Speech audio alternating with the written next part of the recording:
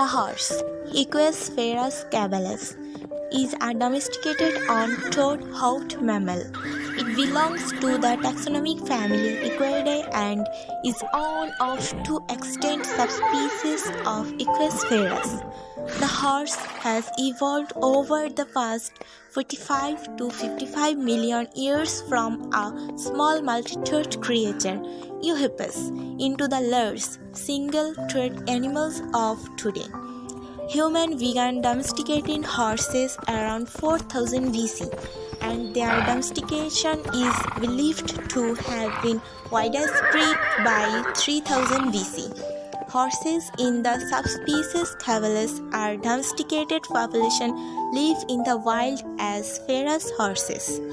These feral populations are not true wild horses, as this term is used to describe horses that have never been domesticated. There is an extensive specialized vocabulary used to describe equine-related concepts, covering everything from anatomy to life stages, size, colors, making, breeds, locomotion, and behavior.